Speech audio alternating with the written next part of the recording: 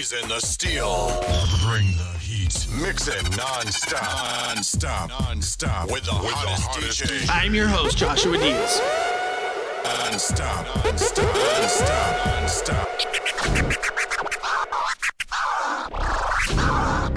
There is no investigation. This boy has... There's not, really? It is to me. Don't say any F's and stuff. But I have to put her on the side and where I'm gonna do what I gotta do for me and my boys and my kids. Don't say any F's and stuff. There is no investigation. This boy has... There's not, really? It is to me.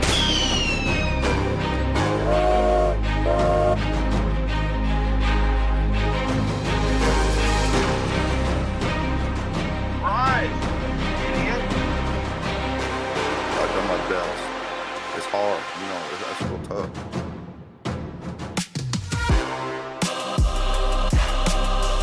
But I have to put her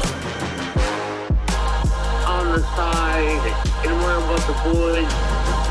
I'm gonna do what I gotta do for me and my boys and my kids. Don't say any F's and stuff. Live from the NBD Production Studios, you're in the lab with your host, Joshua Diaz. There is no investigation. This boy has... There's not, really? It is to me. But I have to put her on the side and where about the boys. But I have to... What's up? There is no investigation. Don't say any F's and stuff. Good to be here. Good to see you. Thumbs it up. But I Thumbs it have up. to put her... But I have to put her on the side and where about the boys. One of the things, I don't know if any of you have this same issue when you're picking up dinner or whatever.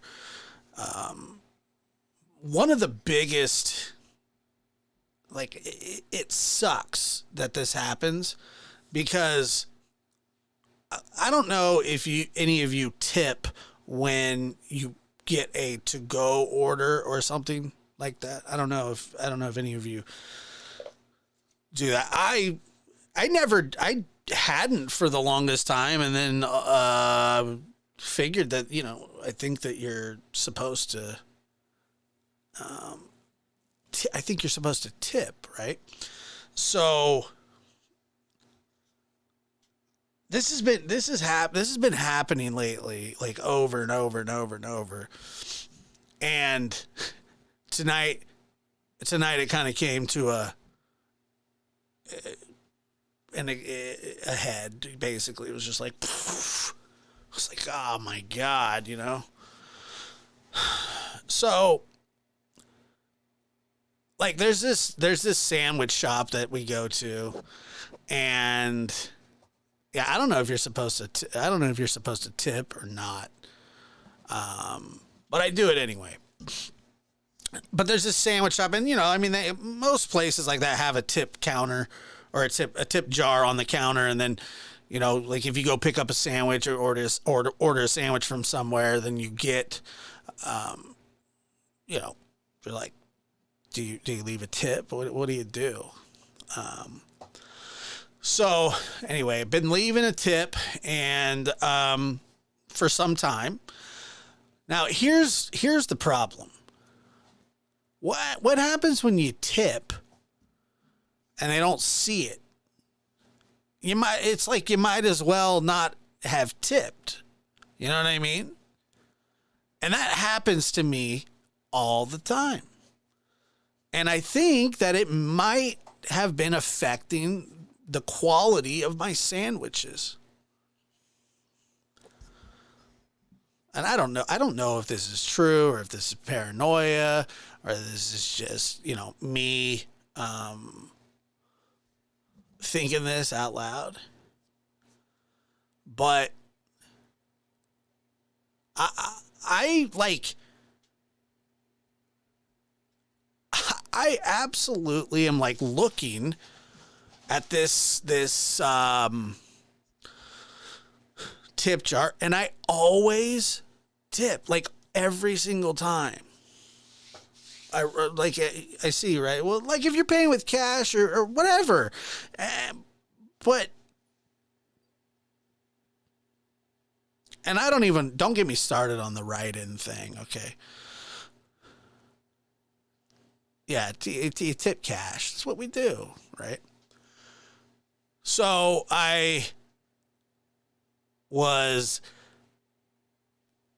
been tipping, but it's like every time perfectly synced, I take my dollar bill out or whatever. It's usually, $2 or $3, and you get ready to shove it in the tip jar. And as soon as you do that, like somebody turns around, like washes their hands, or they have a phone order or whatever, and then they don't see it, and then you put it back in there, and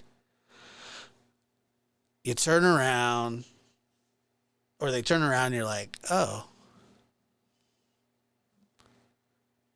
hey, have a nice day. Like they expect you, to tip, and I understand that.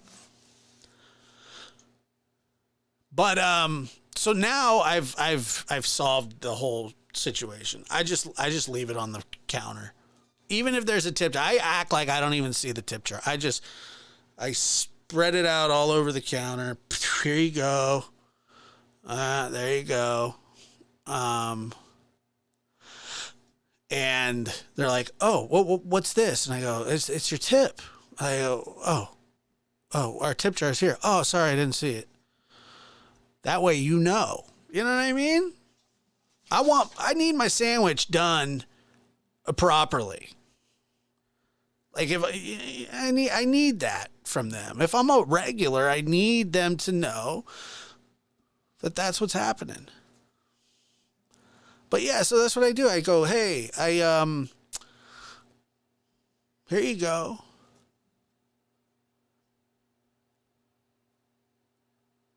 Huh.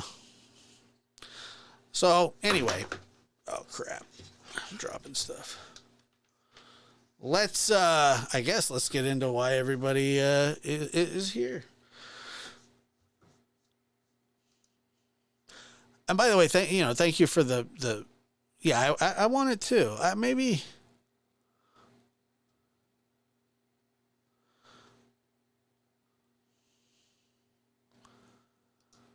Let me see.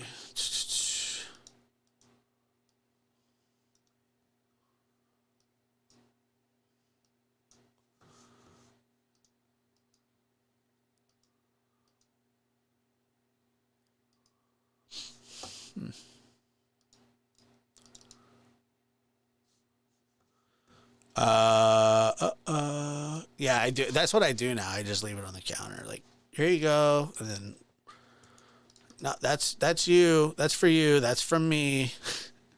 You know what I mean? What is going on? Oh, there it is. There it is. I am. What a wonderful name that is. Yeah, I mean, for sure. Yeah, well, that's the thing, is that I'm trying to, and they're like not looking. So I just leave it on the counter now. Ba ba ba ba ba ba ba ba ba. All right, here we go. Here,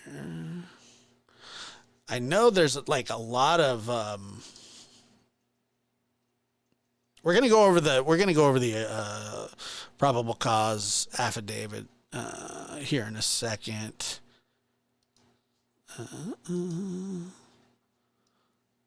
Here in a second. Oops, what happened? Okay, well that sucked.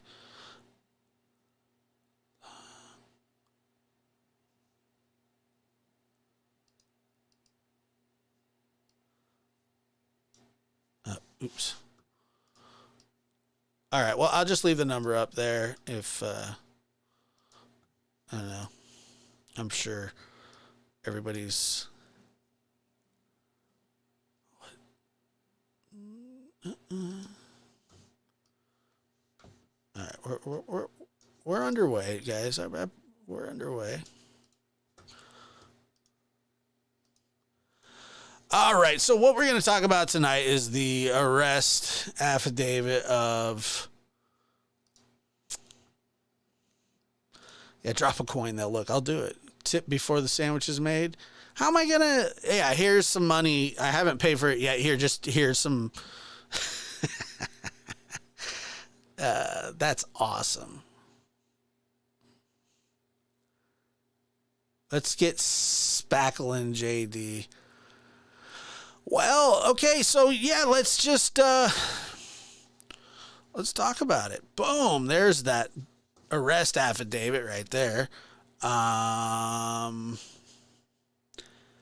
me see here. We'll do the. How about we do that this way? God, I don't even know where the hell I am.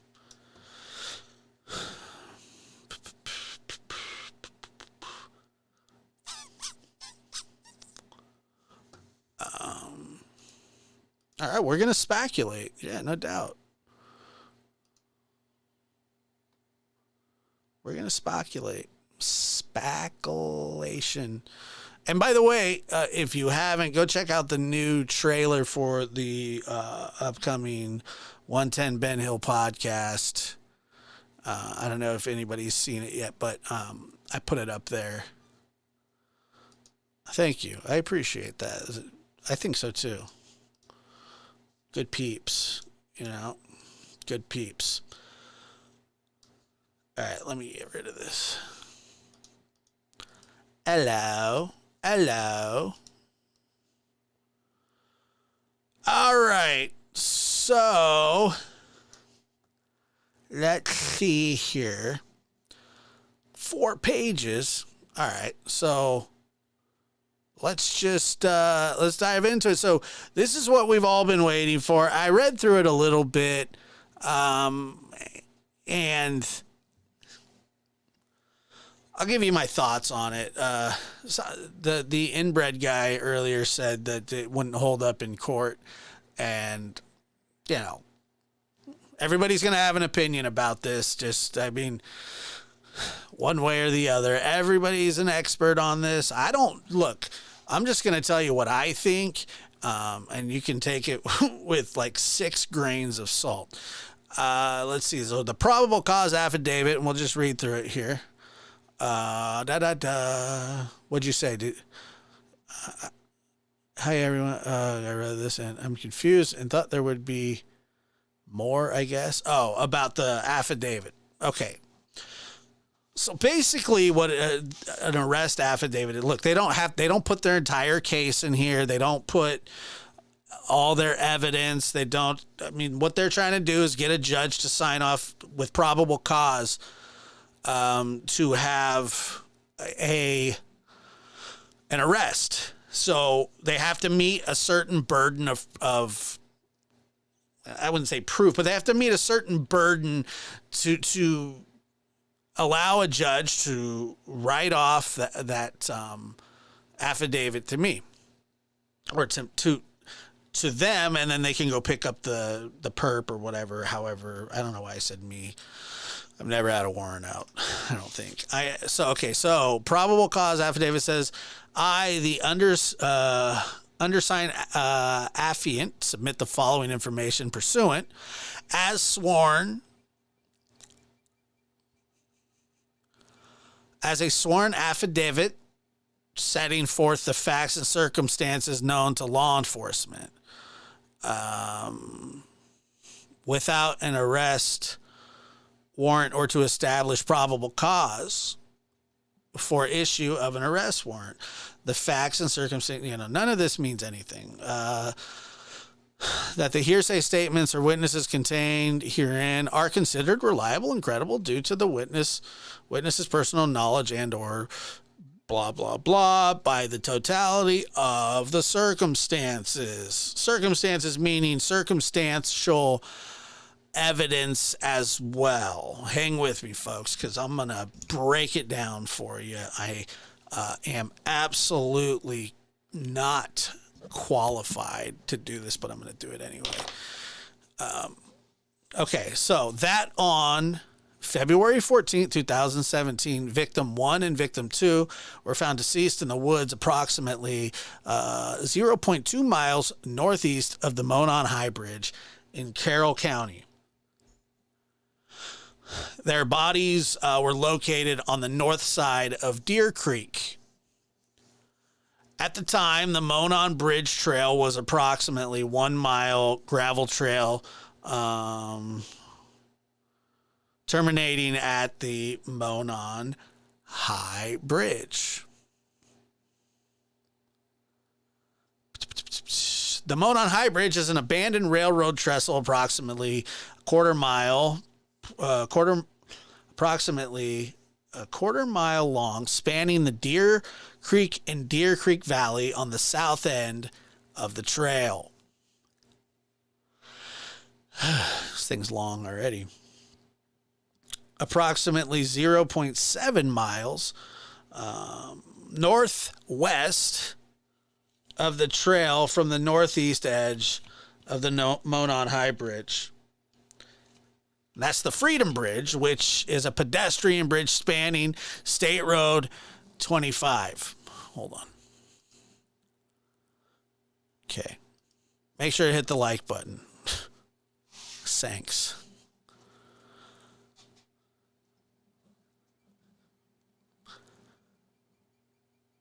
Let's see. Love Pink. I will explain all of this in the most Josh way that I can do it for you folks. I don't know what to do, but I'm gonna give it a go.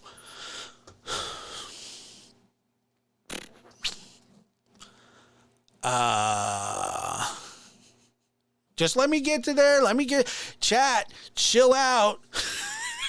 Can we talk about one thing at a time? Let's do one at a time. Hold on. Don't get ahead of me now. I have a show I'm trying to do. I'm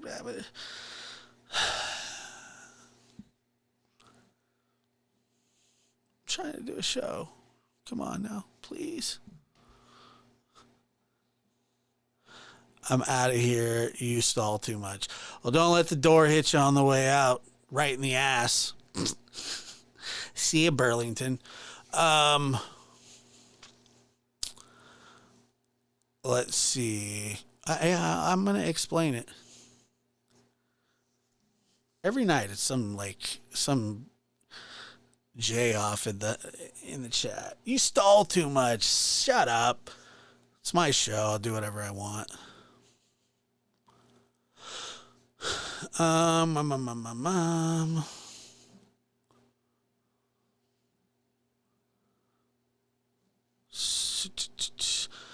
That on February 14th.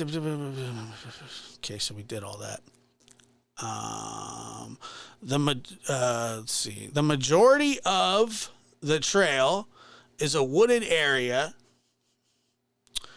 with a steep embankment on the south side of the trail.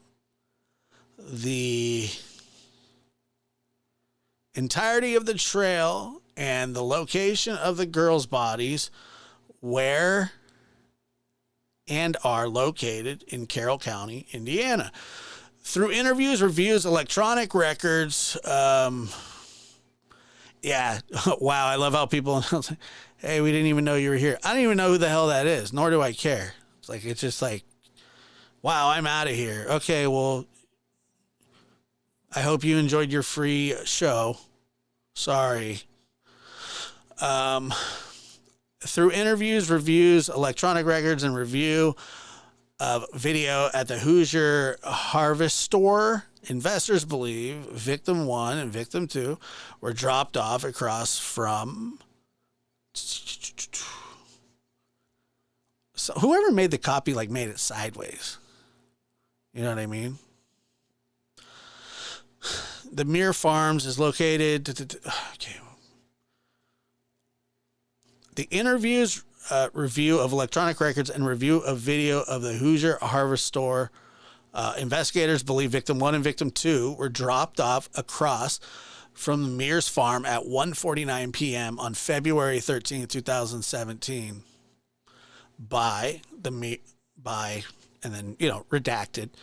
The Mears farm is located on the north side of County Road 300 North near an entrance to the trails. A video from victim 2's phone shows that at 2:13 p.m., victim 1 and victim 2 encountered a male subject on the southeast portion of the Monon High Bridge.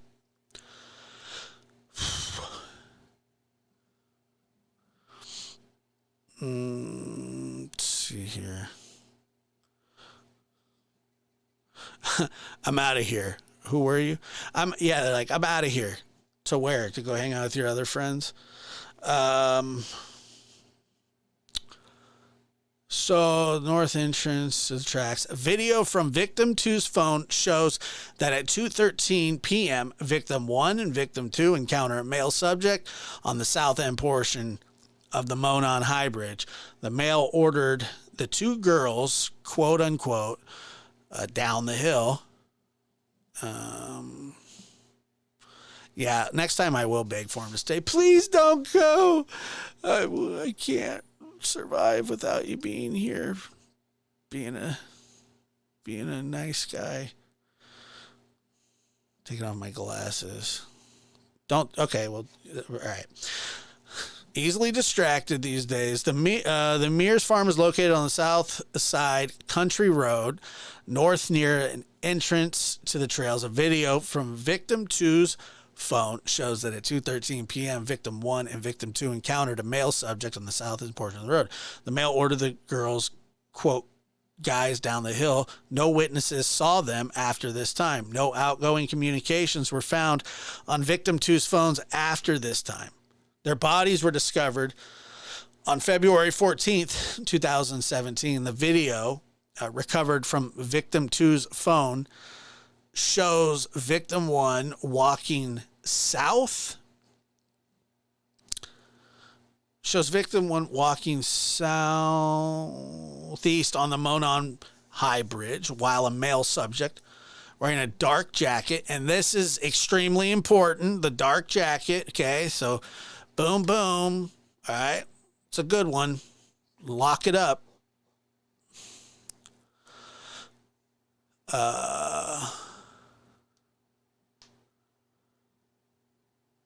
Let's see.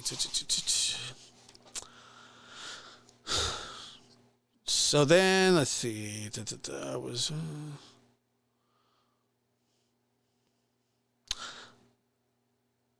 Okay, so the dark jacket jeans walks behind her. As the male subject approaches the victims 1 and victim 2, one of the victims mentions, quote unquote, gun. Near the end of, hold on, let me inbred. I'm not going to debate this with you, but I'm going to tell you exactly why you're wrong. Because if all you want to do is debate the unspent shell casing, okay, maybe you can put some reasonable doubt in there, but the fact that he admitted that he was on the bridge, admitted that he was wearing the clothes that are visible in the video, and that the bullet was in between the two girls, and I'm sure that there's more, probably possible touch DNA on that thing. So if you want to talk about the totality of the evidence, he's screwed in a big way. But if you want to just debate that gun, maybe he's got a shot. But he puts himself at the crime scene at the time. People see him. He admits to wearing the clothes. So there's your debate. I win, you lose. There you go, buds. Hope you enjoyed that. I mean, it's just like, what do you want to debate? I mean, this is pretty damning stuff. It's pretty damning stuff. It's all about the evidence intact. You know what I mean? You can try to debate that. Ballistics are a very, very, very reliable. Look, I believe they could get a conviction out of what they have. They may have more.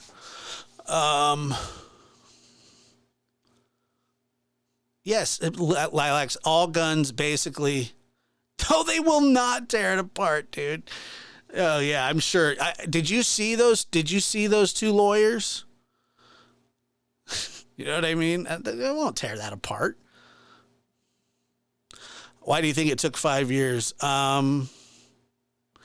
Because I think they missed it the first time. Okay, let's see. Near the end of the video, a male is seen, heard telling the girls down the hill. The girls then begin to proceed down the hill in the video. A still photograph taken from the girl and the guys down the hill audio was subsequently released to the public to assist investigators in identifying the male. Victim 1 and Victim 2's death were ruled as homicides.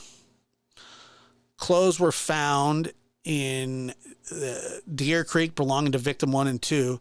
South of where the bodies were located, there was also a .40 caliber unspent round less than 2 feet away from Victim 2's body. So the unspent rounds less than 2 feet away from Victim 2's body between Victim 1 and Victim 2's body. The round was unspent and had extraction marks on it. What lawyers? The ones that I saw? I didn't see any good lawyers, but maybe they are. I mean, I doubt it. Okay, so So basically, what we're talking about here is when you have, and it's like a SIG gun, you know, the .40 cal. Basically, what it is, if you have a magazine or a clip and you have the bullets in there, okay, and you cock the gun, all right, it puts one in the chamber. If you have a full magazine and there's one in there, you can cock the gun. My theory would be that he did it to either intimidate them or scare them. So he just went, and then the thing flies off somewhere. He probably didn't even see where it went. But yes, so each gun has groove marks. Each gun has groove marks, very, very specific to that gun. They put it under a microscope and you can see where the bullet and the barrel or the chamber, which either one you're looking at, will mark up with specific bullet. And so when he cocks the gun, it shoots it out somewhere into the abyss. And there you go. I mean, there's your unspent.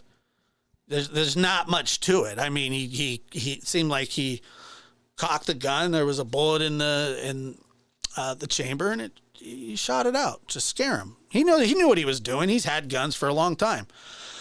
Let's see. Dude, I got this, I think, right? No? Have we learned anything yet? Probably not. I'm just telling you stuff you guys already know. Yeah, basically it was like hold still, like that. I mean, I hate to even put it that way, but that, I mean, I'm guessing it was a don't you run off type, scare tactic. Well, they're calling it extraction marks, but yeah. No, they haven't said how they died. But I mean, I think we all have a yeah. It happens all the time. Right. Okay, so victim 1 and victim 2's deaths were ruled homicides. Clothes were found between victim 1 and victim 2's bodies. The round was unspent and had extraction or as striations, Crescent City in the house. Dude, this guy is so dumb. Nobody. I'm talking about what's his face and Richard Allen. I think he's screwed, and he should be. This was more than enough to get a. I don't know why they kept it sealed, but it's not sealed anymore. But it's a tactic too.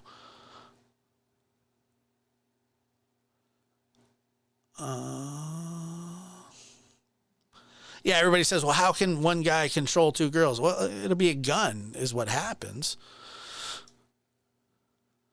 Like that's standard. Hey, can we get the likes up to at least 100? Come on now, please. Thank you.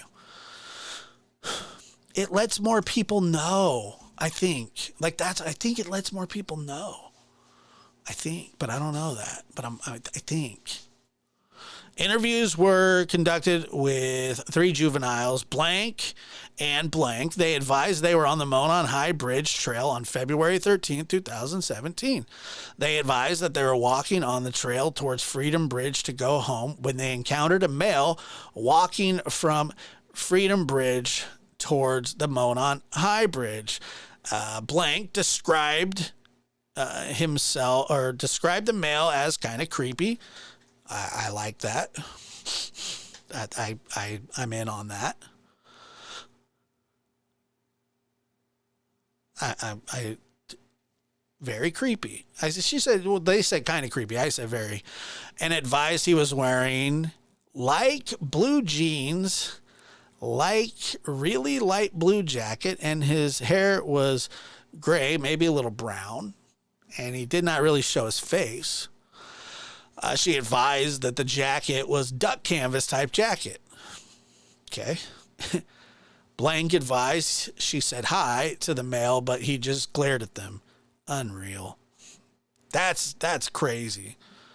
I just can't imagine, like sometimes when I want to just keep walking, if I'm in a store or something and I don't want to say hi to anybody, like I'm like, don't make eye contact, and then I make eye contact and I know the person's a hire, and then so they go hi, and then I go, hey. It's like a knee-jerk reaction. Advised she said hi to the male, but he just glared at them. She recalled him being in all black and had something covering his mouth. She described him as not very tall. There you go. With a bigger build, kind of like a fat ass, but not a non-tall fat ass. She said he was not bigger than 5'10". Yeah, he's not even close. But, she's a kid. So people are going to go, oh, no taller than 5'10", so that means he's 5'10". She doesn't know what 5'10" is. Advised he was wearing a black hoodie, black jeans, and black boots. She stated he had his hands in his pocket, like the guy on the video that we believe is Bridge Guy.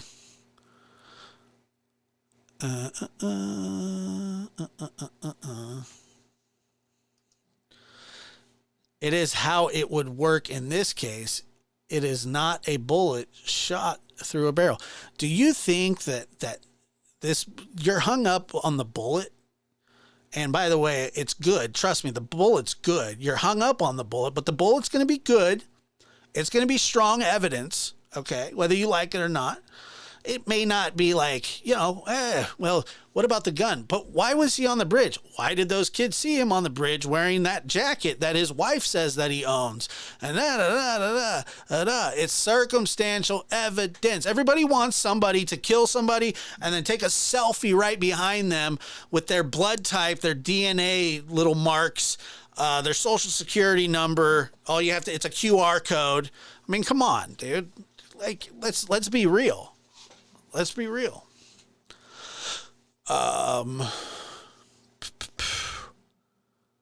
Tiger got out of the cage. Described the male as kind of creepy. That advised on the hill. Advised he's wearing black. Okay. Showed investigators photographs she took on her phone while she was on the trail that day. Oh, wow. I was just answering, dude. That's it. But you know, it's all good. You wanted to debate me. I was just telling you. She stated he had his hands in his pocket. Look, there's a phone number up there, dude. If you want to call, go ahead. Advised he was wearing a black hoodie, black jeans, and black boots. She stated he had his hands in his pockets. So it sounds like she took pictures of him too. That's crazy. Photographs include photo of the Monon Bridge. Hold on 1 second.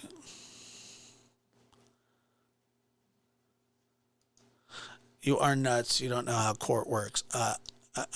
Your name's Inbred Outcast. I'm not going to take advice from you.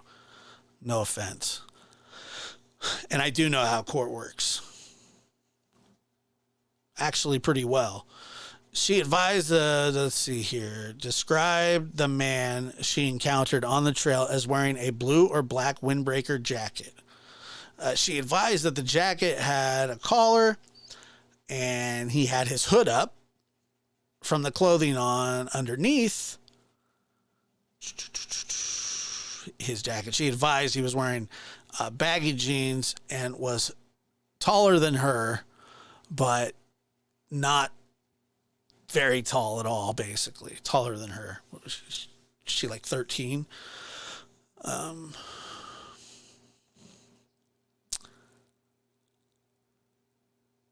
Let's see. Inbred Outcast is telling me that I don't know about court. You don't know about court, dude. You don't know what you're talking about. My name's Inbred Outcast. Okay. Calm down there.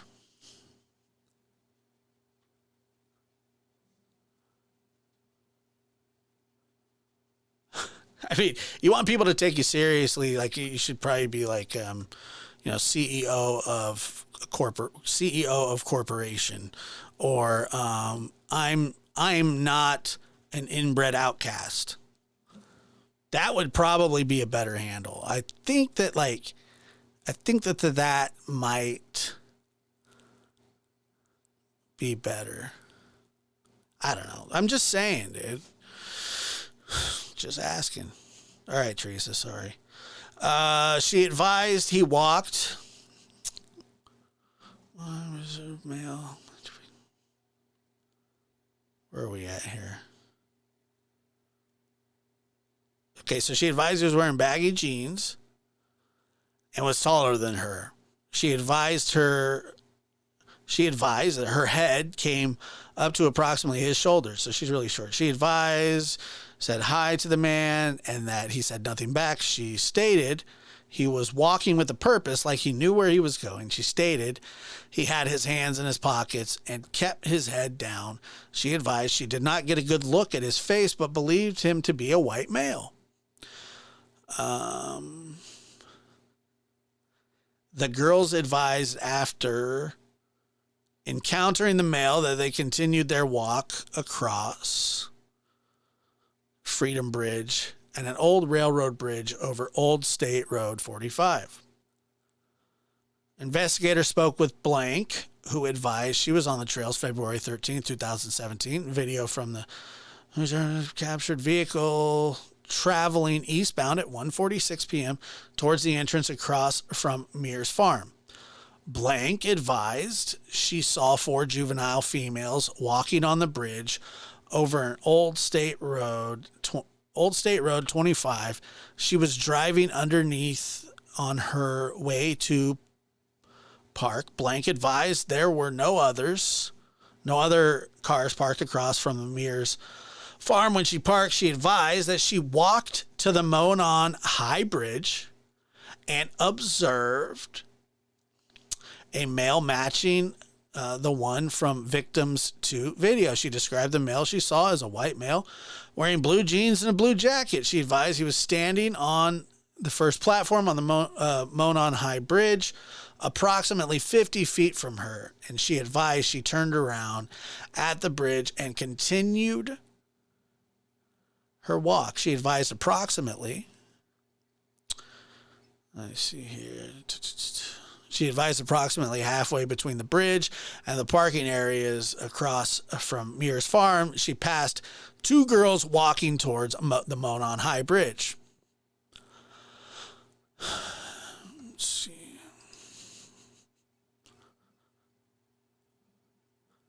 So, boom, 14. She advised, she turned around. Oh, wait. White male, blue jeans, standing on the first platform bridge, approximately 50 feet from her. That's terrifying, too, knowing that she was out there.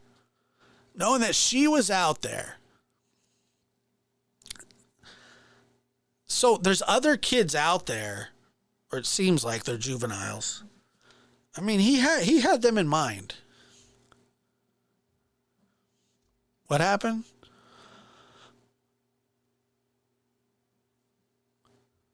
What did I do? What happened?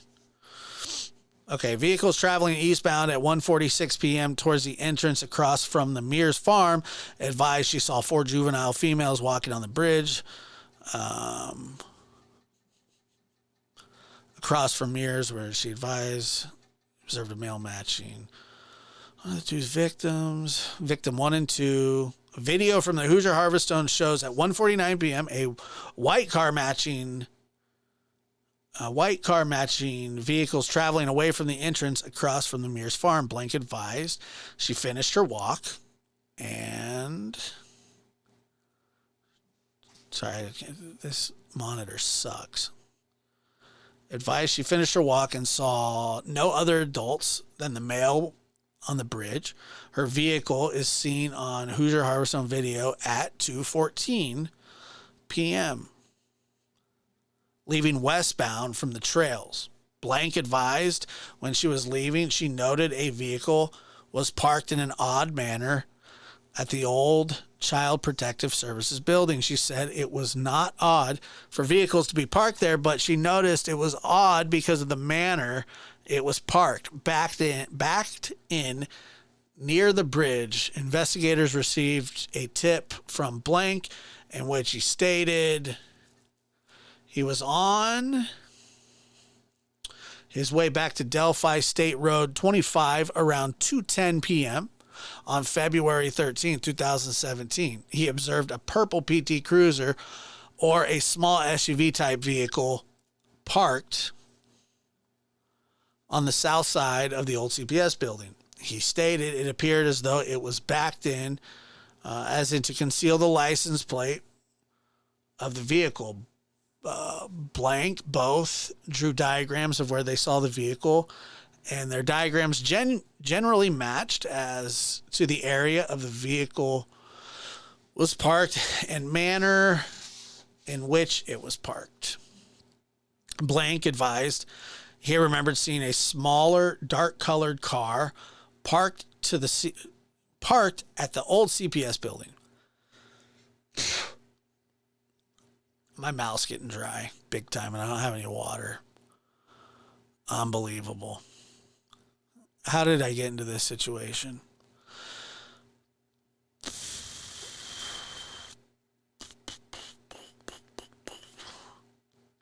Okay. Blank advised he remembered seeing a smaller dark colored car, CPS building. He described it as possibly being a smart car. Blank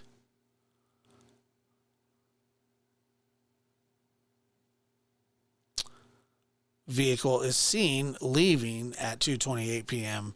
on the Hoosier Harvestone video. Think of a lemon. That's a good idea. Thank you. Investigators spoke with Blank, who stated that she was traveling east on 300 North on February 13, 2022, and observed a male subject walking west on the north side of 300 North away from the Monon High Bridge. Blank advised that advised that the subject was wearing a blue-colored jacket and blue jeans and was muddy and bloody. Wow, that's terrifying as well. I mean, he targeted these girls. I mean, to me, there was other people out there. He had a gun. I think he knew what he was doing.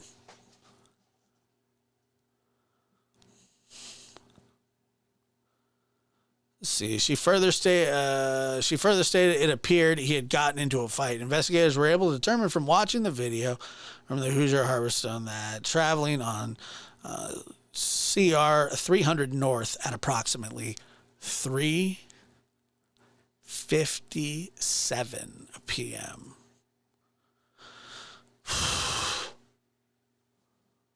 Nothing.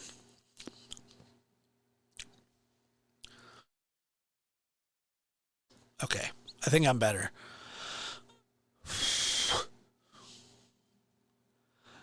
Through interviews, electronic data, photographs, and video from the Hoosier Harvestone investigators, Hoosier Harv Store, investigators determined that there were other people on the trail that day after 2:13 p.m.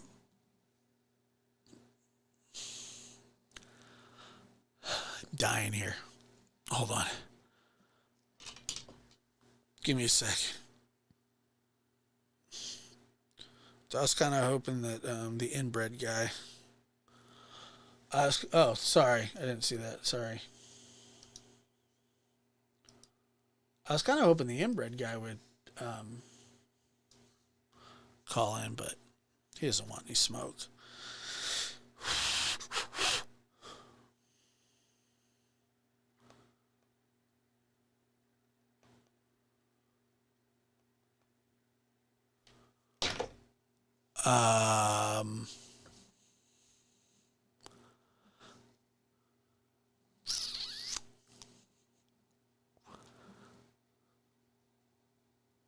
All right.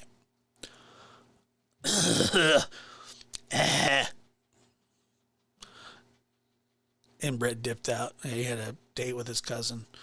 All right. Let's see.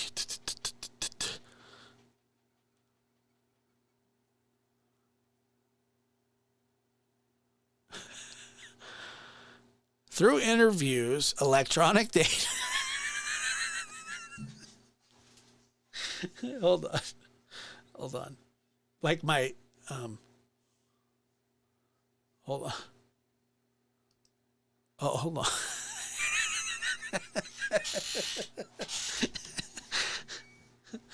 All right, here we go again. Ready?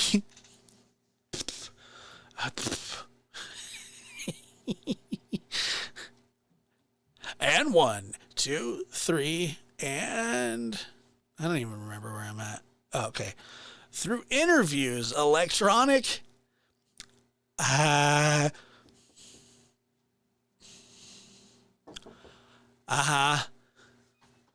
thanks. I appreciate that. I'm dying here. Oh, God, you spilled it. Thank you. Okay, there you go. I got some Wawas.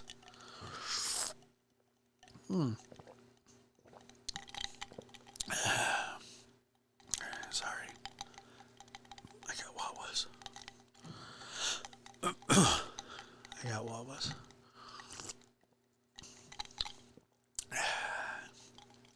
It's good stuff. All right.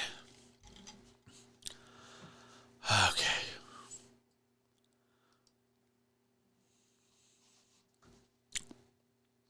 It's going to take a little more than that.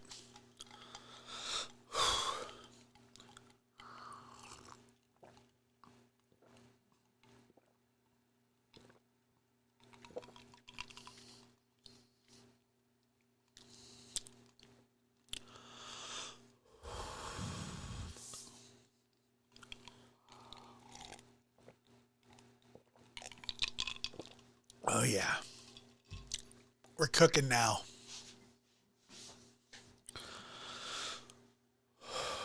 Through interviews, electronic data, photographs, and videos from Hoosier Harvest. I've read this 6 times. Investigators determined that there were people on the trail that day after 2:13 p.m. Those people were determined that there were other people on the trail that day after 2:13. Those people were interviewed, and none of those individuals encountered the male subject referenced above, witnessed by juvenile girls blank and blank. Further, none of the individuals witnessed victim 1 and 2, juvenile girls blank and blank. Further, none of the individuals witnessed victim 1 and victim 1 and victim 2. Okay. Here we go. Now this right here is where Mr. Allen really cooks his gooser. Big time, Randy. Big time. Yeah, I am a thirsty little fella, yeah. It's true. There's nothing little about me. Mr. Allen in 2017. That narrative stated Mr. Allen was on the trail between 1330 and 1330 hours and 1530 hours. I don't know. I don't even think that's close. Josh, do you have ADD? No, I don't, actually. I focus very well. But I don't focus that well when, one of the things I try to do is read the chat and interact with the chat, and because I think it makes for a better show until I start answering the wrong people. Isn't that mean to ask somebody if they have ADD? I don't have it, but maybe, I don't know, maybe I do. Who knows? People wonder why I don't want to do lives. Mr. Allen was on the trail between 1330 and 1530. He parked at the old Farm Bureau building and walked to the new Freedom Bridge. While at the Freedom Bridge, he saw 3 females. He noted one was taller and had brown or black hair. He did not remember description, nor did he speak with them. But they did try and say hi to you, and then you ignored them.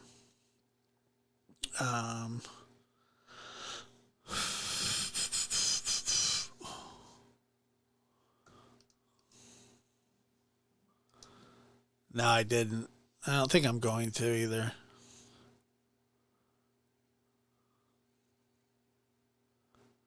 I don't think I'm going to.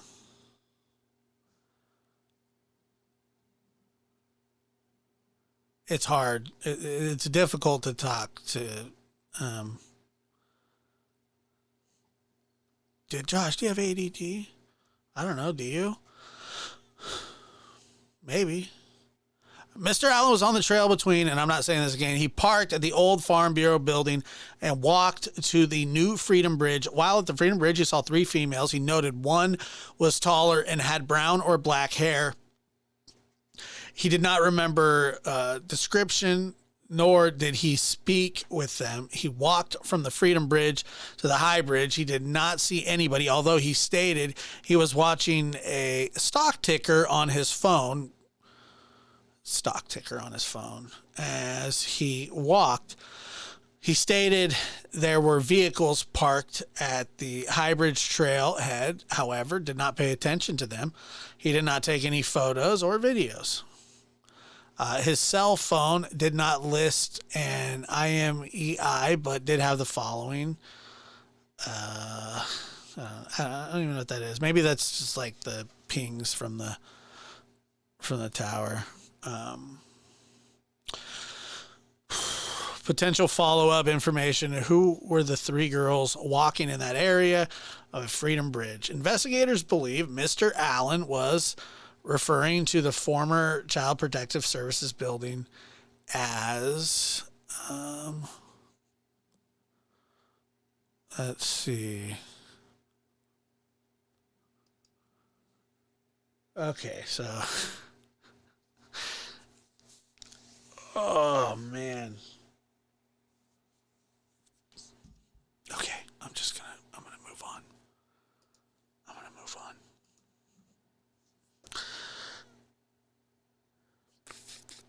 Investigators believe, it was not a Farm Bureau building in the area, nor had there been. Investigators believe the female he saw included blank and blank due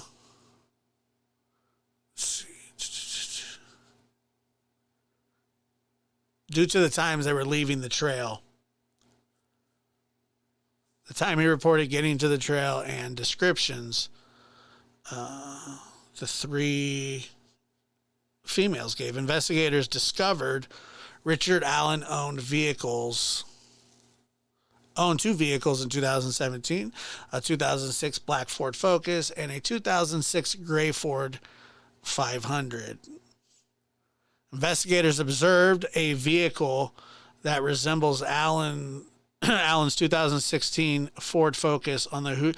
By the way, I do want to say this, and I am going to move on, and I'm not going to go on to it, but do you honestly, for 1 second, think that I'm laughing at this situation, like that I think that this is funny? I mean, is that real? Like, if you say you watch me every night, do you think that I think that this is funny? Like that I'm laughing at the affidavit? Is that the insinuation? Because I can assure you it's not, and I'm not. I can assure you I don't think it's funny. But the fact that you would interpret it that way is troubling to me. You say you watch my show every day, and now you think that I'm mocking something that I'm not. I mean, you would think, come on now. Come on. That's just ridiculous. And it's really, really nitpicky. And it's just a really weird way to try to shame me into something that I would never do. I didn't read the affidavit and start laughing because of the content. So come on, for real. That's a little weird. That's a stretch. You gotta chill out and loosen up a little bit, man. Come on. That's too much. That's a little too much.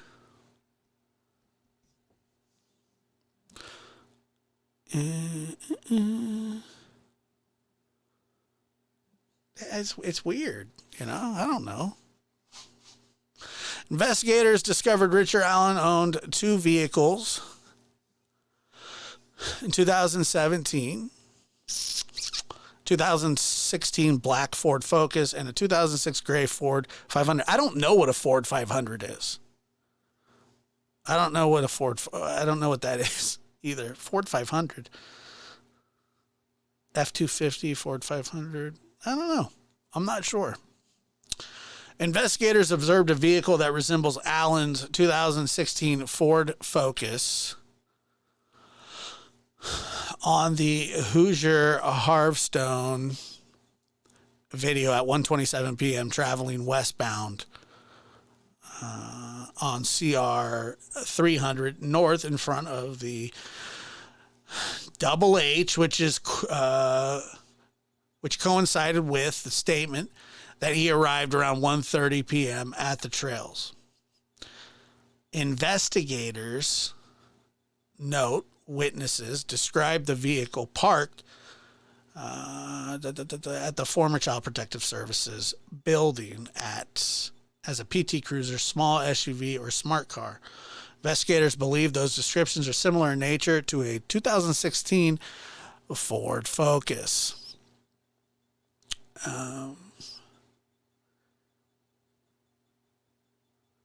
On October 13th, 2022, Richard Allen was interviewed again. So this is just days before. This is just days before his arrest. So this is when. So I think that somebody might have just had they're going back over old case files and case evidence, and then go, oh my God, did we miss this? We should probably talk to this guy. This guy says he was out there, so on and so forth. I mean, we won't really know until trial, but, you know, let's see. On October 13th, 2022, Richard Allen was interviewed again by investigators. He advised he was on the trails on February 13th, 2017, not the place to be. He stated he saw juvenile girls on the trails east of the Freedom Bridge and that he went onto the Monon High Bridge. Richard Allen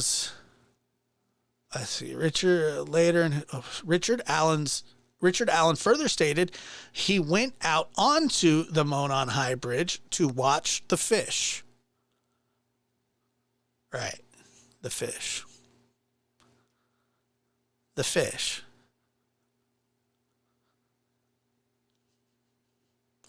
Later in his statement, he said he walked out to the first platform on the bridge.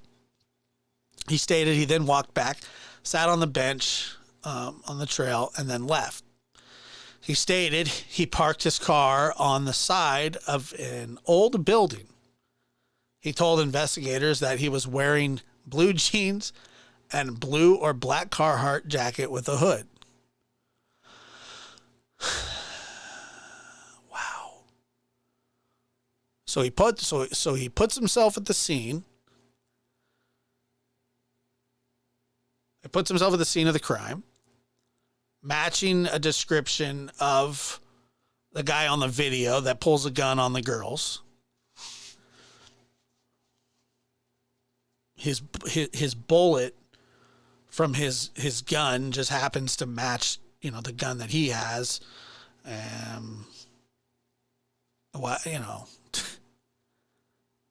mean, one of the worst things that you can do as a suspect in any case, one of the worst things that you can do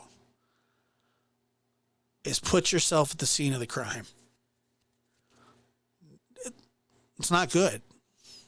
Okay.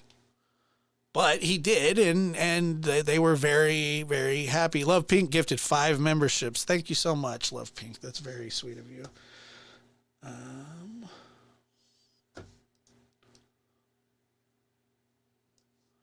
But yeah, you don't want to put yourself at the scene of the crime. It's just not a good idea.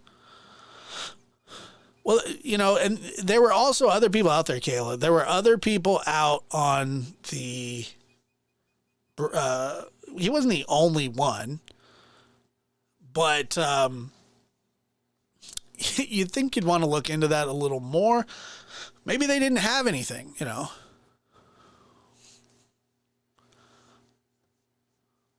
But yeah, they put him right at the scene of the crime.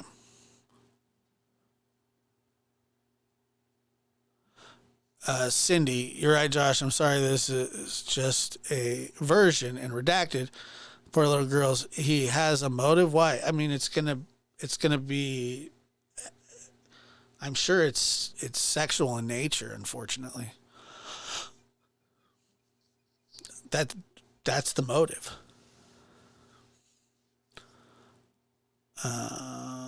I mean, in my opinion, it's hard to be in somebody's head, but if they were, or even one of them were sexually assaulted, just a terrible thing. Did this jackass speak without an attorney present? Was this before he knew he needed a jailhouse lawyer? Yeah. Yes, he's not very bright. Which will go right to the discussion of like, why was he not caught sooner? Right? No? Maybe. I think that's a fair question. I think they just missed him. I think they just missed it. I think they overlooked it. And then they went back through it. That's what happens. I'm happy that they got him.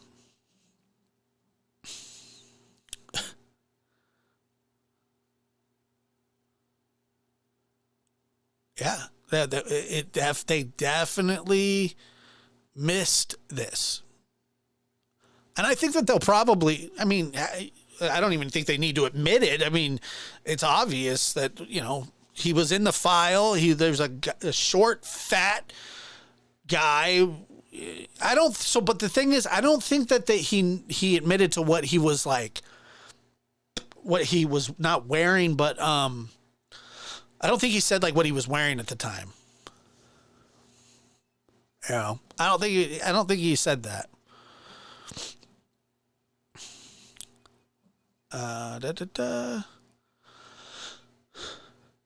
He advised he may have been wearing some type of head covering as well. He further claimed he saw no one else except for the juvenile girls. So maybe, yeah, fresh eyes could definitely be it.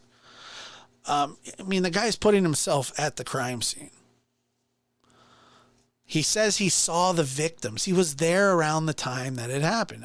All this could just be a huge coincidence. But probably not.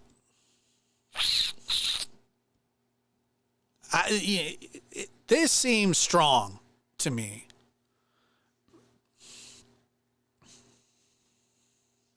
I thought you just read that. Yeah, he said that this time. This time he said that. Yeah. For sure.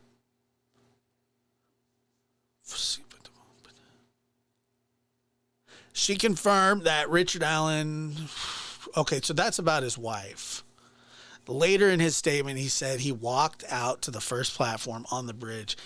He stated he then walked back, sat on a bench on the trail, and then left. He stated he parked his car on the side of an old building. He told investigators that he was wearing blue jeans and a blue or black Carhartt jacket with a hood. He advised he may have been wearing some kind of head covering as well. Jeez.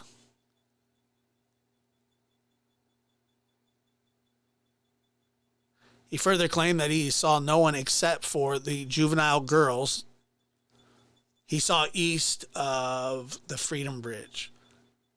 He told investigators that he owns firearms and they are at his home. Richard Allen's wife, Kathy Allen, also spoke to investigators. She confirmed that Richard did have guns and knives at the residence. She also stated that Richard still owns a blue Carhartt jacket, probably the same one that he was wearing when the murders took place. On October 13, 2022, investigators executed a search warrant of Richard Allen's residence at 1967 North Whiteman Drive, Delphi, Carroll County, Indiana. Among other items, officers located jackets, boots, knives, firearms, including a Sig Sauer model P226 .40 caliber pistol with a serial number U625627.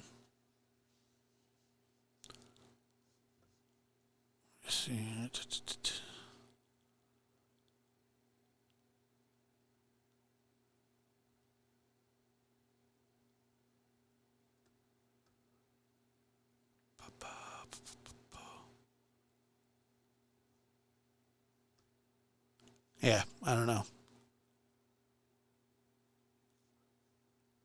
Now, I haven't read anything about what locals have said about him, but I'm sure it can't be good.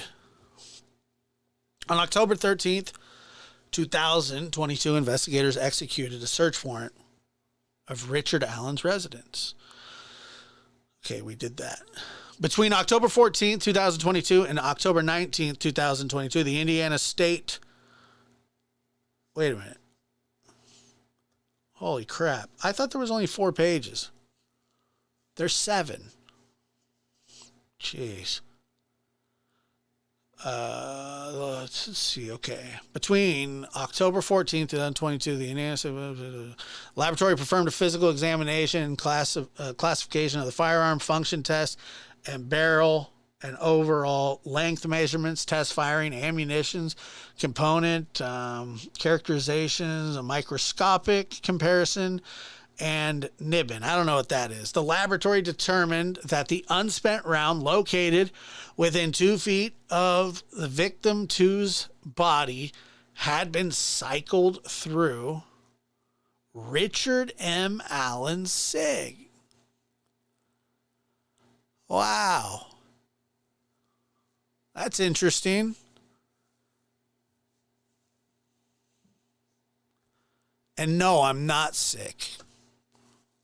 I have asthma and ADD apparently, and I laugh at affidavits.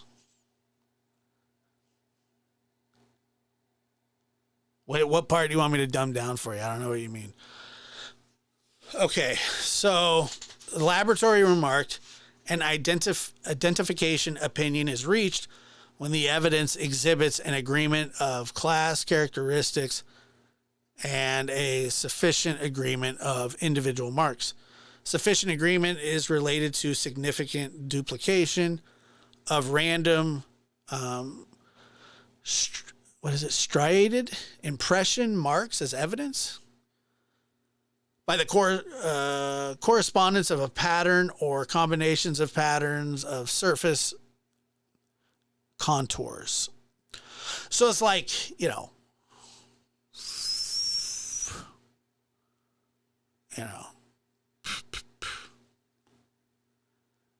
the interpretation of identification is subjective in nature and based on relative scientific research and the reporting examiner's training and experience. So even if, yeah, I've had pink eye too.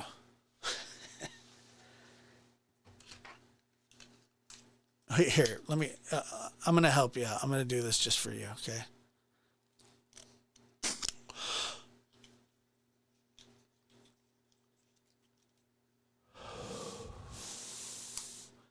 That's so much better. It's beautiful. My poor asthma. My poor asthma. So my breathing's not so labored. Come on.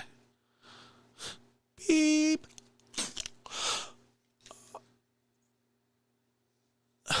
Okay. Thank you. I feel so much better now. Thank you for pointing that out, that I was probably wheezing.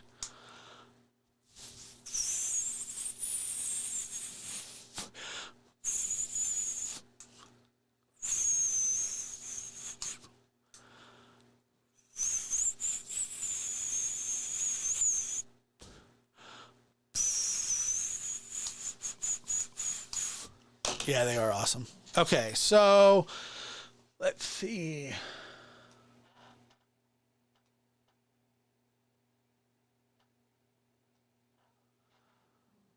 Numbers on the screen. Albuterol. Oh, I love Ventolin. Hook it up. Hook it up.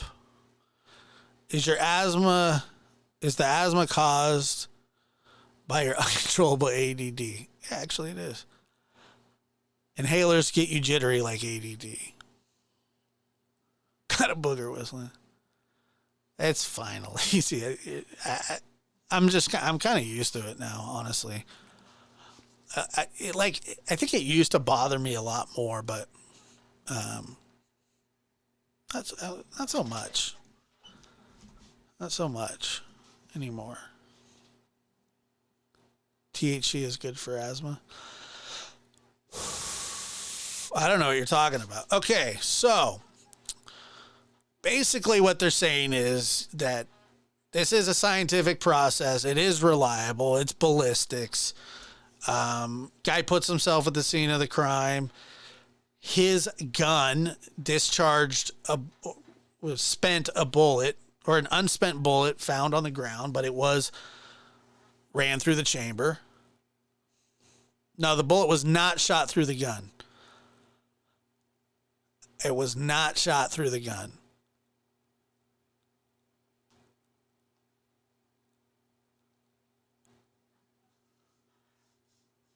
Let's see.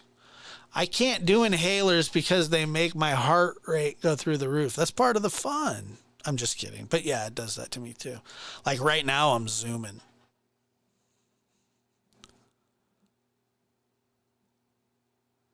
Unspent means it wasn't shot, but it was in the chamber. It was like, because that's where you put a gun, you know. You ever heard like one in the chamber?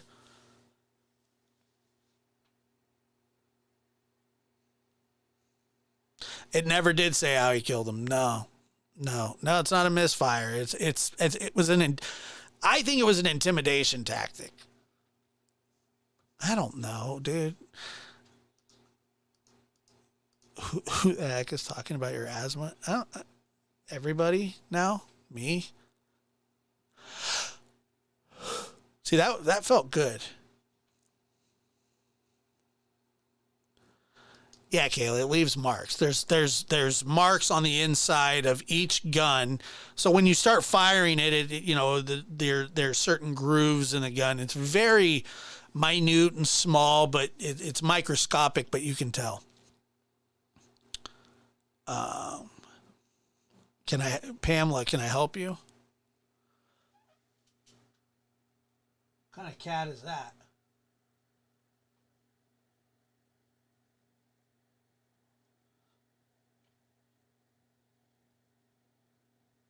What kind of hat is that? Cat in a hat.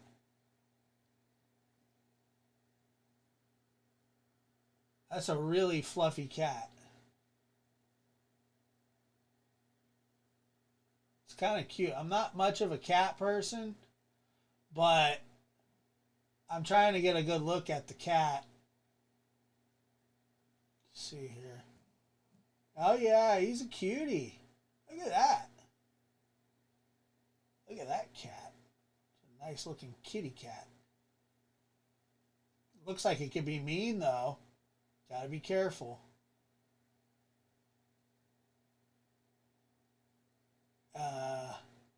Yeah, it's a cute cat for sure. So it's just like fluffy. Do certain guns have certain bullets that can only be used in that gun? Yes. Yes.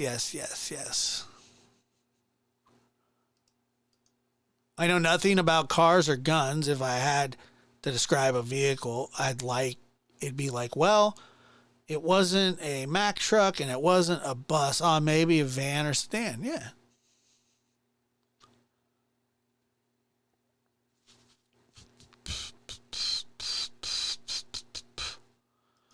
I was just looking at her cat. I don't, is that your cat? Whose cat is that? Or is that just a picture of a cat you like? I like them. I like cats. I don't have any cats, but I like them.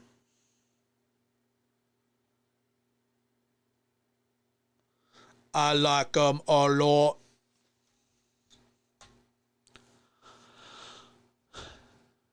I'm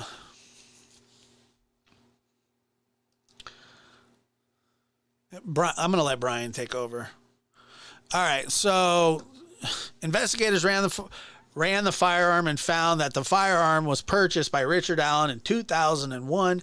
Richard Allen voluntarily came to the Indiana State Police post on October 26th. He spoke with investigators and stated he had never allowed anyone to use or borrow the SIG model P226 firearm. So basically what he said was, has anybody ever borrowed your gun before? And if he was smart, he'd be like, yeah. Let's see. Guy named Keegan. I can't quite spell it for you. No, but what he said was, no, nobody's ever used my gun before. If the what is it? I always forget the word. I don't know. Somebody hit me with that word. But the chat's behind, so I'm going to be sitting here forever.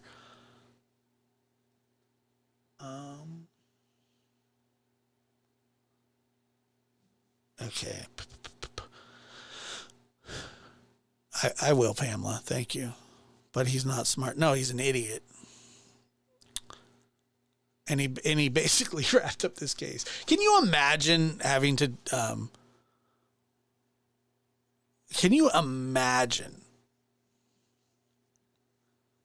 defend this guy? Yeah, so here's the thing. They're not telling everybody.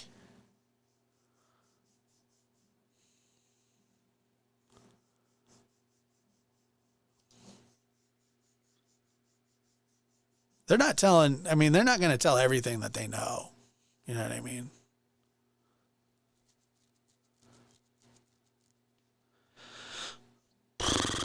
Okay, investigators. He spoke with investigators, said he never allowed anyone to borrow the SIG firearm. When asked about the unspent bullet, he did not have an explanation of why the bullet was found between the bodies of victim 1 and victim 2. He again admitted that he was on the trail, but denied knowing only victim 1 or victim 2, and denied any involvement in their murders. Carroll County Sheriff's Department Detective Blank has been a part of the investigation since started in 2017. He has an opportunity to review and examine evidence gathered in this investigation. Detective Blank, along with other investigators, believe the evidence gathered shows that Richard Allen is the male subject seen in the video from victim 2's phone, who forced the victims down the hill. Further, that the victims were forced down by the hill by Richard Allen and led to a location where they were murdered. Through the statements and photographs of juvenile females and the statement Blank, and were on the southeast edge of the bridge trail at 12:43 p.m. east of Freedom Bridge at 1:26 p.m. and walked across the former railroad overpass, Old State Road 25, 1:26 p.m. and before 1:46 p.m. they walked the entirety of the trail and observed only one person, an adult male Blank vehicle seen on HH video at 1:46 p.m. and leaving at 2:14 p.m. and stated she only saw one adult male, Blank, and Blank described the male in similar manners, wearing similar clothing, leading investigators to believe that all four saw the same male individual, the same guy whose bullet was in between the two girls. Terrible. I mean, there seems like there's a lot of evidence there. Okay. Investigators believe the male, furthermore, victim 2's video was taken at 2:13 p.m. and Blank saw only one male while she was on the trail from approximately 1:46 p.m. to 2:14 p.m. Took me 6 years to figure that one out. Yeah, I mean, it seems That's a long time. Investigators believe Richard Allen was the male seen by blank and blank and the male seen in victim two's video. Richard Allen told investigators he was on the trail from 1:30 p.m. to 3:30 p.m. that day. A video from a Hoosier Harv store shows a vehicle that matches the description of Richard Allen's vehicle passing at 1:27. So there's another piece of evidence towards the former CPS building. The clothing he told investigators he was wearing matched the clothing of the male in victim two's video and clothing descriptions provided by blank and blank. A vehicle matching the description of his 2016 Ford Focus is seen at around 2:10 p.m., 2:14 p.m., and 2:28 p.m. At the former CPS building. Though his admissions, Richard Allen walked the trails and eventually hiked the Monon High Bridge and walked out onto the Monon High Bridge. A male subject matching Richard Allen's description was not seen on the trail after 2:13 p.m. Why is that important?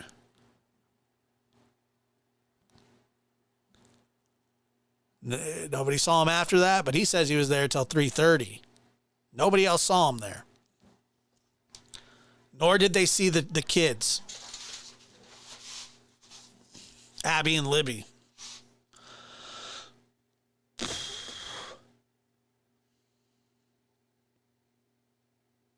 A male subject matching Richard Allen's description was not seen on the trail after 2:13 p.m.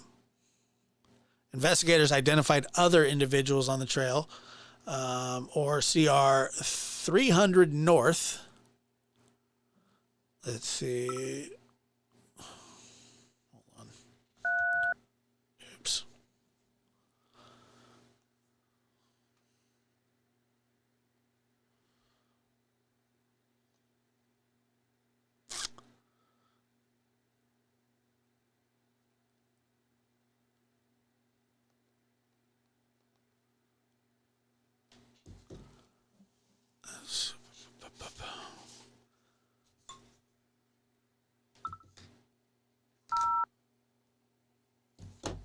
Okay, a male subject matching Richard Allen's description. Okay, and at 4:11 p.m., none of those individuals saw a male subject matching the description of Richard Allen on the trail. Furthermore, Richard Allen stated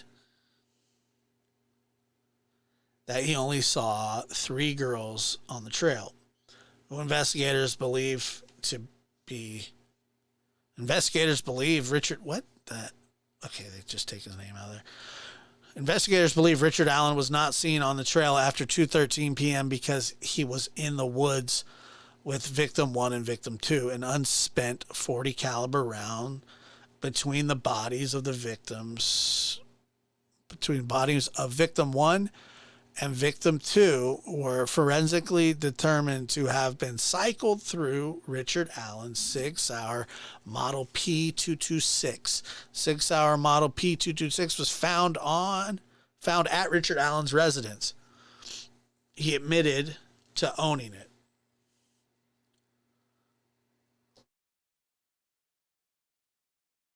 That's one way to go. It's an idiot.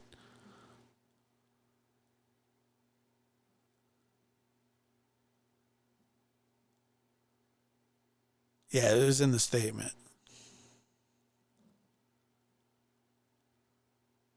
Yeah. How do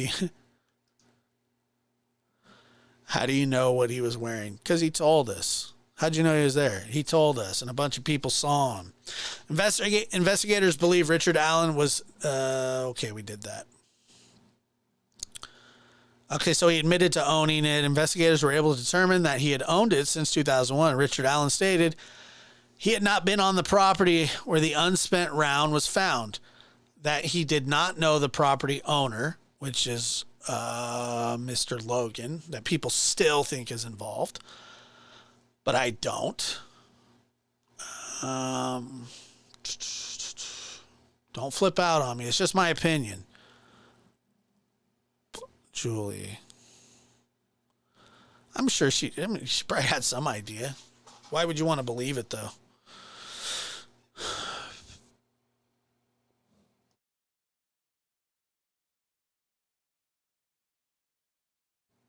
Richard Allen stated he had not been on the property where the unspent round was found, that he did not know the property owner, and that he had no explanation as to why a round cycled through his firearm would be at that location. Furthermore, he states that he never allowed anyone to use or borrow the SIG model P226. Investigators believe that after the victims were murdered, Richard Allen returned to his vehicle by walking down CR 300 North. Investigators believe he was seen by blank walking back to his vehicle on CR 300 North with clothes that were muddy and bloody.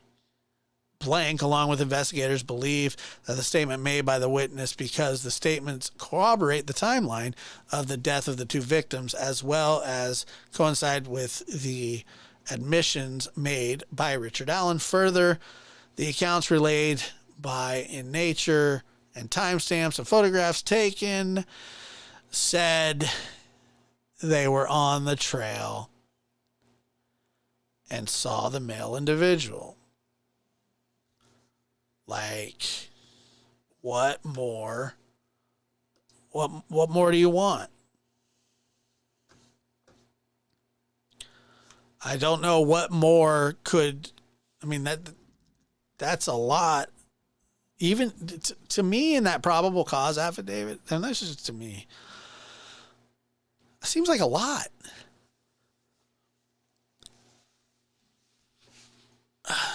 Place himself at the scene of the crime. Fits the description. Gun. Matching his bullet chambered through. Man. To me, that just seems like there's a lot. Now, I don't necessarily think it's like open and shut, but it's definitely going to be really, really... See, here's the thing. Like, if you can explain away one thing, it's understandable. Or if you can't, you're like, you know what? I just really don't know. But not being able to explain away like 6 different things, 7 different things. And by the way, we don't even know all the evidence that they have. This is just some of it. They could have his DNA. They could have a fingerprint. Although, if he had never been arrested before, his fingerprint's not on file, the DNA is not on file. It sounds like he didn't have a criminal history or a criminal record at the time. And there's going to be, I'm sure there's more. And that's the thing. They knew that this probable cause affidavit would be public. So they knew that it would be public. And they probably just put in enough, which I think it was plenty. The gun itself, I mean, the hell, him putting himself at the scene, he doesn't have to put himself at the scene, but his gun that he never loaned to anybody, there was an unspent shell matching. I mean, that's a lot. I walked on the bridge. He saw the girls that day.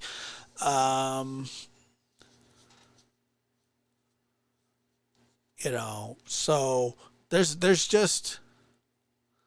a lot there.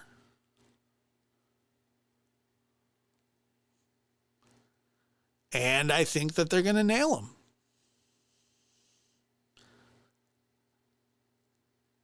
For some reason, I still think that Keegan Klein somehow, some way may have facilitated their information to him, but that's just me speculating like I always do with my ADD. Yeah, I think he killed him by himself too. Absolutely, I do.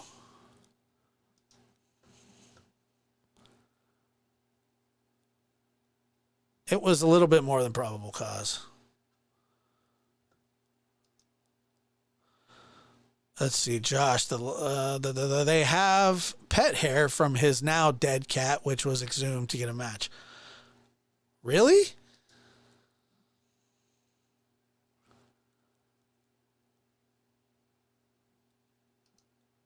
I agree. A few days. Yeah, something. He saw girls. Yes, he did. Yes, he did.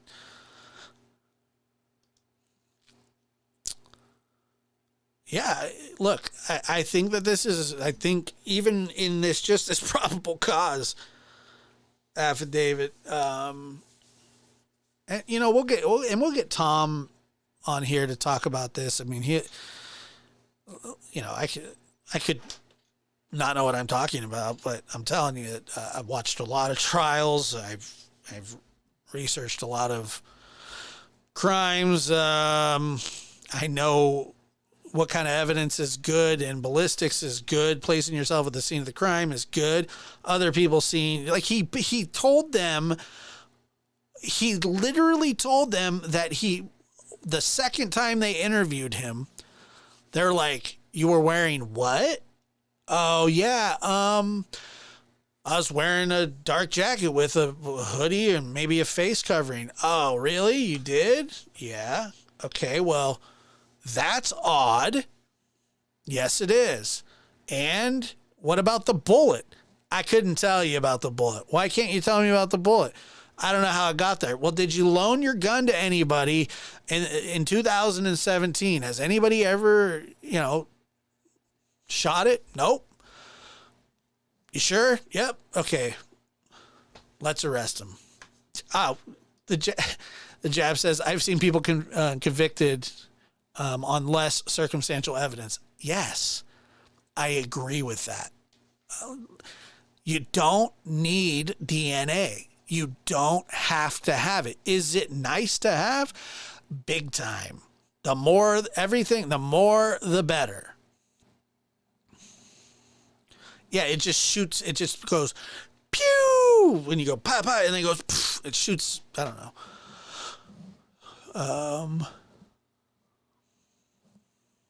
Let's see here. So if he said someone else used his gun, they would have to wait to arrest him? No, it would be a better defense. "Hey, no, somebody took my gun. Who took it? I don't know." "Well, why is your gun here?" "I don't know." "They brought it back to you?" "Well, then who'd you give it to?" "I don't know." "Well, so did you loan your gun out?" "Yeah." "Who'd you give it to?" "I don't know." "They brought it back to you. You must know who they are. So who are they?" "I don't know." I mean, he's screwed. He's screwed. There's a lot of evidence there. That's a lot of evidence. But I think what happened was he got overlooked. I think he got overlooked. And look, they didn't give up. Can you imagine all the tips and the everything that they had to sift through? And seriously, like, there's a detective. This short little fat guy shows up and was like, they want, "Hey, people at the bridge that day, we want to know, what did you see?" And then he comes in under the guise of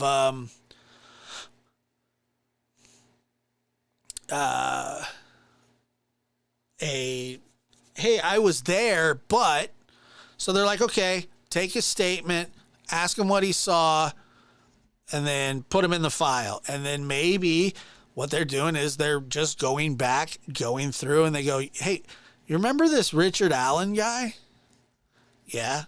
"Maybe we should go talk to him again." Or they could have said, "Hey, Klein could have said, hey, Richard Allen's the guy." No, I don't think that I do not think he left the bullet there purposely. But remember, he also didn't find her cell phone.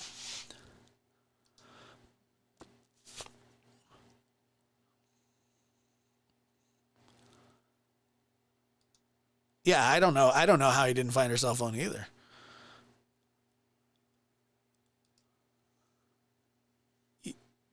It was discharged, but it wasn't shot. It was there.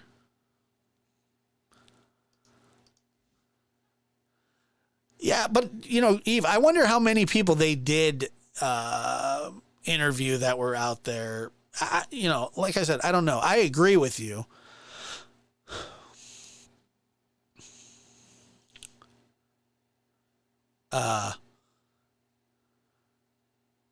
Thank you, Brian.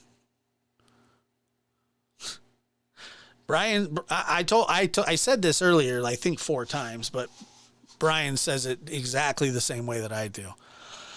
He may have racked the gun in intimidation, but had one already in the barrel that comes out. Exactly.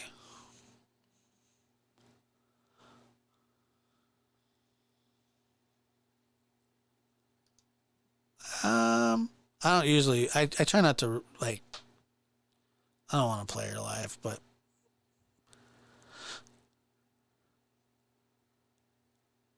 I don't know, a lot.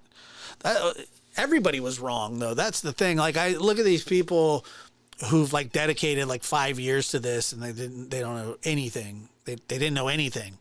They were just talking crap, Nobody was even close. Nobody had even heard of this guy. Nobody.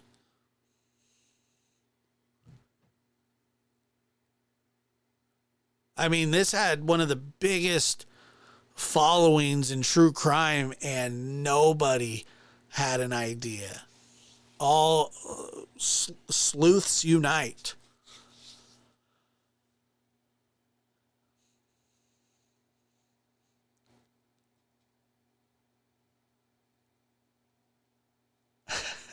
I understand.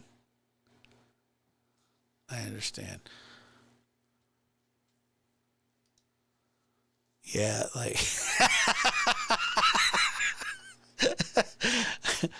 I wasn't going to say anything. There's a lot of people. It's funny, man. It's not funny like the case isn't funny. Sorry. Because it's not funny. I'm not laughing at it, but it's funny that people are like, "Oh, I'm a true crime sleuth, and I've dedicated millions of hours to this case," and you're not even close.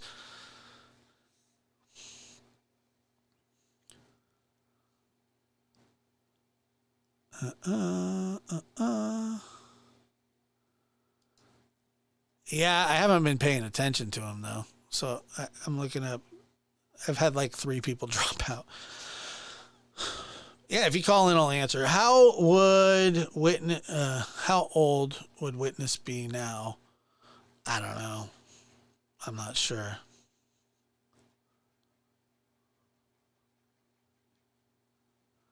Oh, you don't say? Yeah, it's a real love fest up here. Don't worry about it. Everybody's super nice. Everybody's super nice.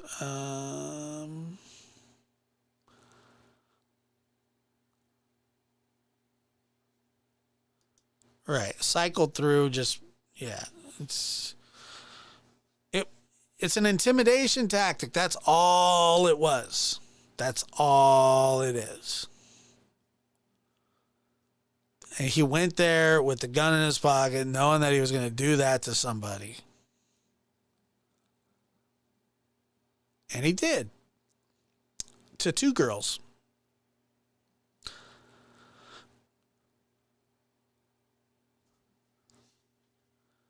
Hey, now most of us love you, Josh. Thank you. Appreciate that.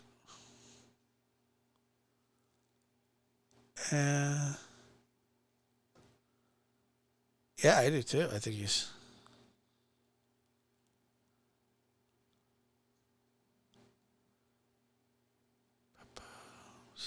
Imagine dropping a bullet and not even...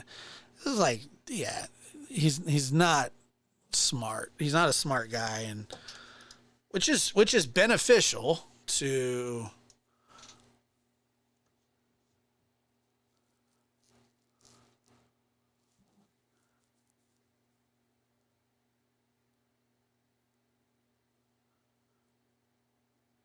We got rid of the bad one. We're all good here.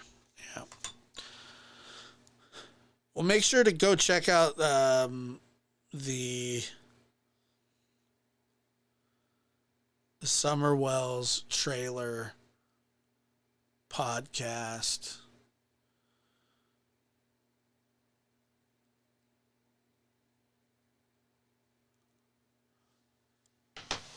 And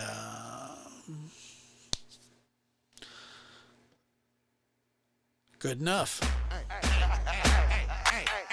Let's go.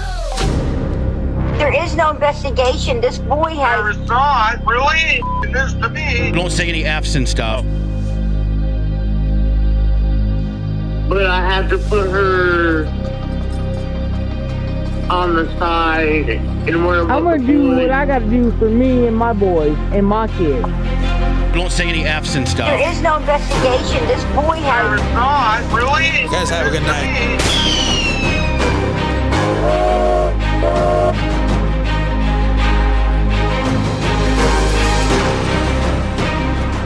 Right. Idiot. I've done my best. It's hard, you know, it's real tough.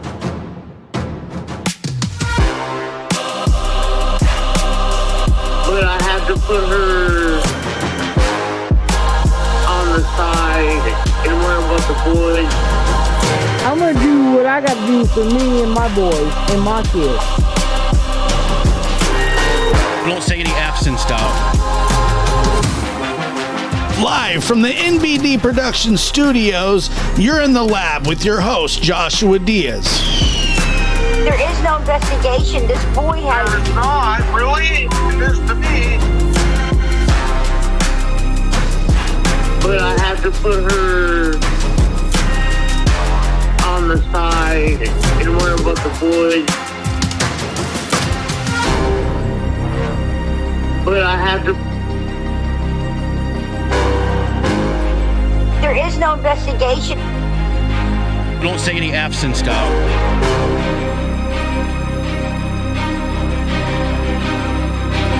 But I had to put her. But I had to put her on the side and worry about the boys.